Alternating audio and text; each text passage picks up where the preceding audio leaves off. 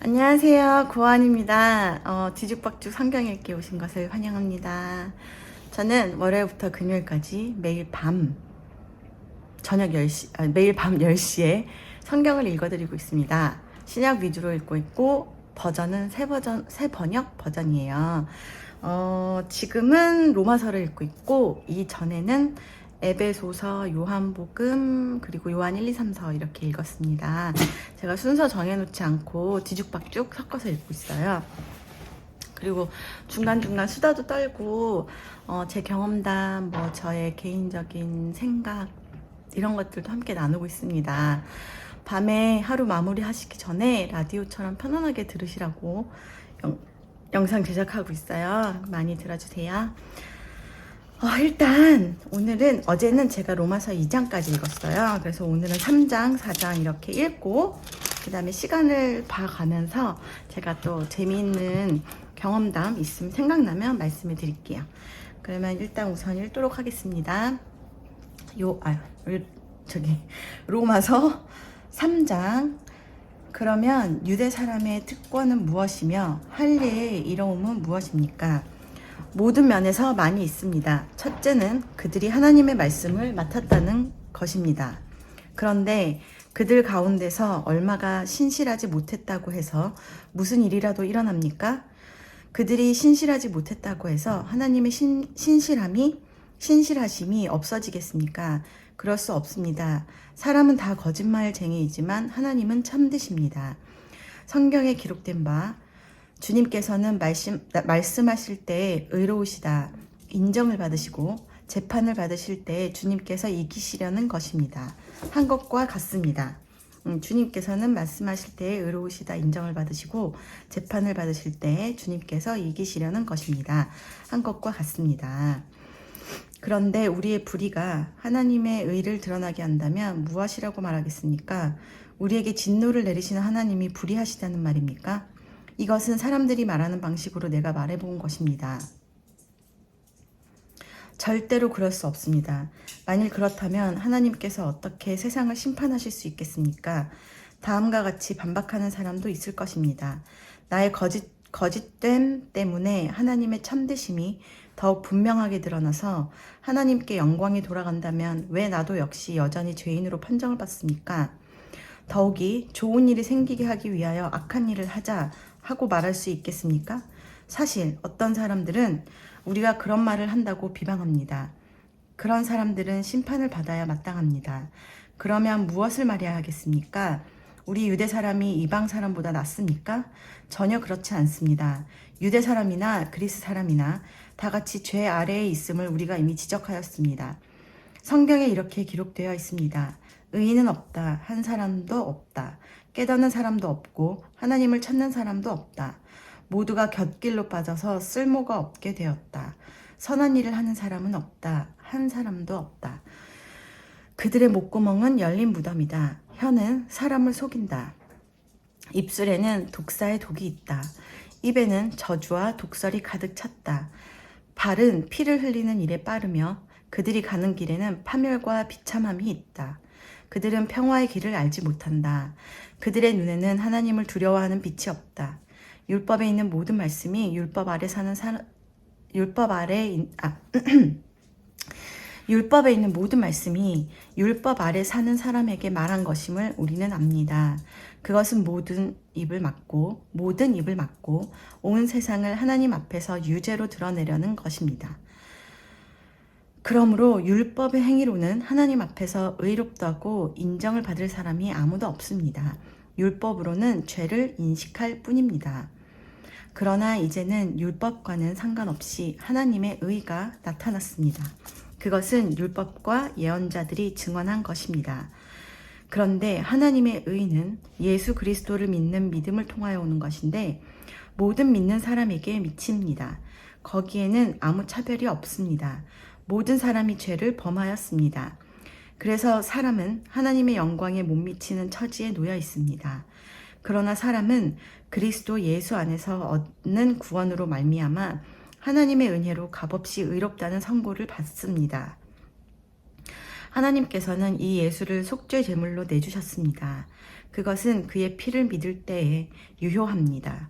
하나님께서 이렇게 하신 것은 사람들이 이제까지 지은 죄를 너그럽게 보아 주심으로써 자기의 의를 나타내시려는 것이었습니다.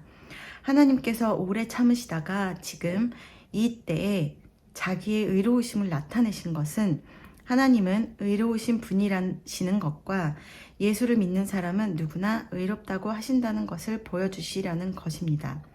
그렇다면 사람이 자랑할 것이 어디에 있겠습니까? 전혀 없습니다. 무슨 법으로 의롭게 됩니까? 행위의 법으로 됩니까? 아닙니다. 믿음의 법으로 됩니다. 사람이 율법의 행위와는 상관없이 믿음으로 의롭다고 인정을 받는다고 우리는 생각합니다. 하나님은 유대 사람만의 하나님이십니까? 이방 사람의 하나님도 되시지 않습니까? 그렇습니다. 이방 사람의 하나님도 되십니다. 참으로 하나님은 오직 한 분뿐이십니다. 그러므로 하나님께서는 할례를 받은 사람도 믿음을 보시고 의롭다고 하시고 할례를 받지 않은 사람도 믿음을 보시고 의롭다고 하십니다. 그러면 믿음으로 말미암아 우리가 율법을 폐합니까? 그럴 수 없습니다. 도리어 율법을 굳게 세웁니다. 그러면 4장, 그러면 육신, 저희 고양이 방금 지나갔나요? 얘가 제가 성경을 읽거나 여기 앉아서 뭐 이렇게 이렇게 뭐 하고 있으면 항상 옆에 와서 매달려 있어요. 제가 좋은가 봐요. 4장 읽을게요. 4장. 그러면 육신상으로 우리의 조상인 아브라함이 무엇을 얻었다고 우리가 말할 수 있겠습니까? 아브라함이 행위로 의롭게 되었더라면 그에게는 자랑할 것이 있었을 것입니다. 그러나 하나님 앞에서는 자랑할 것이 없습니다. 성경이 무엇이라고 말합니까? 아브라함이 하나님을 믿으니 하나님께서 그를 의롭다고 여기셨다 하였습니다.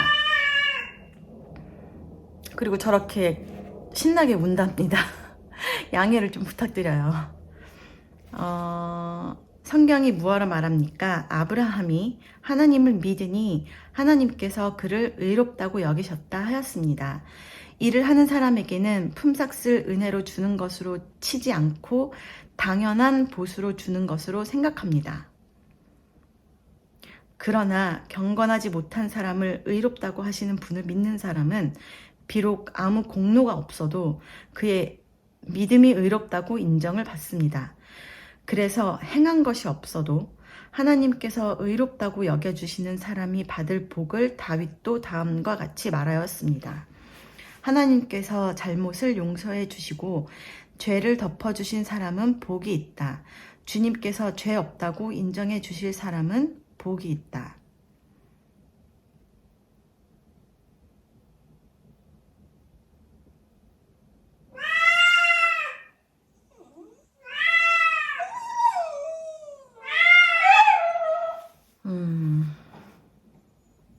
그러면 이러한 복을 할례를 받은 사람에게만 내리는 것입니까? 그렇지 않으면 할례를 받지 않은 사람에게도 내리는 것입니까? 우리는 앞에서 말하기를 하나님께서 아브라함의 믿음을 의로 여기셨다 하였습니다. 그러면 어떻게 아브라함이 그러한 인정을 받았습니까? 그가 할례를 받은 후에 그렇게 되었습니까? 그렇지 않으면 할례를 받기 전에 그렇게 되었습니까? 그것은 할례를 받은 후에 된 일이 아니라 할례를 받기 전에 된 일입니다. 아브라함이 할례라는 표를 받았는데 그것은 그가 할례를 받지 않은 상태에서 이미 얻은 믿음의 의를 확증하는 것이었습니다. 그래서 그는 할례를 받지 않고도 믿는 모든 사람의 조상이 되었으니 이것은 할례를 받지 않은 사람들도 의롭다는 인정을 받게 하려는 것이었습니다. 또 그는 할례를 받은 사람의 조상이 되기도 하였습니다. 다시 말하면 할례만을 받은 것이 아니라 또한 우리 조상 아브라함이 할례를 받지 않은 상태에서 걸어간 믿음의 발자취를 따라가는 사람들의 조상이 되었습니다. 아브라함이나 그 자손에게 주신 하나님의 약속, 곧 그들이 세상을 물려받을 상속자가 되리라는 것은 율법으로 말미암은 것이 아니라 믿음의 의로 말미암은 것입니다. 율법을 의지하는 사람들이 상속자가 된다면 믿음은 무의미한 것이 되고 약속은 헛된 것이 됩니다. 율법은 진노를 불러옵니다. 율법이 없는 곳에는 범법도 없습니다.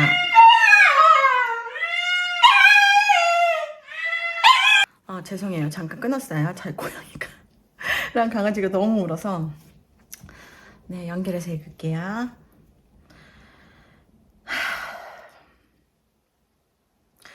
율법은 진노를 불러옵니다. 율법이 없는 곳에는 범법도 없습니다. 이런 까닭에 이 약속은 믿음에 근거한 것입니다. 그것은 하나님께서 아브라함에게 이 약속을 은혜로 주셔서 이것을 그의 모든 후손에게도 곧 율법으로 사는 사람들에게만이 아니라 아브라함이 지닌 믿음으로 사는 사람들에게도 보장하시려는 것입니다. 아브라함은 우리 모두의 조상입니다. 이것은 성경에 기록된 대로 내가 너를 많은 민족의 조상으로 세웠다 함과 같습니다. 이 약속은 그가 믿은 하나님, 다시 말하면 죽은 사람들을 살리시며 없는 것들을 불러내어 있는 것이 되게 하시는 하나님께서 보장하신 것입니다. 아브라함은 희망이 사라진 때에도 바라면서 믿었으므로 너의 자손이 이와 같이 많아질 것이다 하신 말씀대로 많은 민족의 조상이 되었습니다.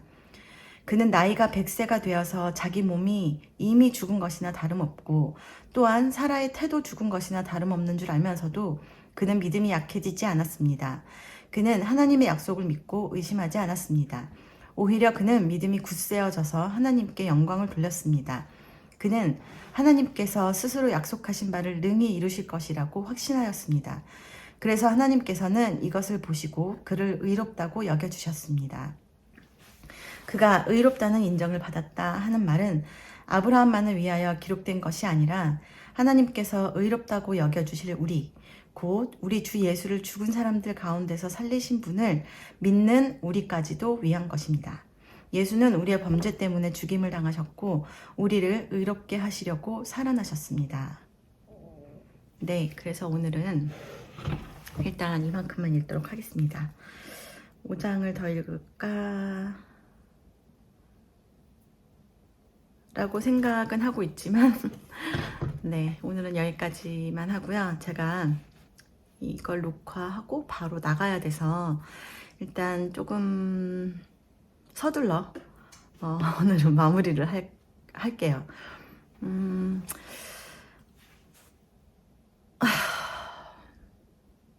저는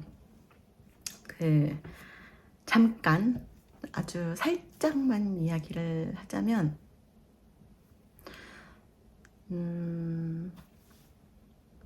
네, 제 고양이가 뒤에서 저를 긁어가지고 저는 오늘 이제 오늘 이야기 성경도 읽으면서 생각을 곰곰이 했는데 그 믿음이라는 것도 행위처럼 했던 것 같아요. 행위랑 비슷하게 생각했던 것 같아요.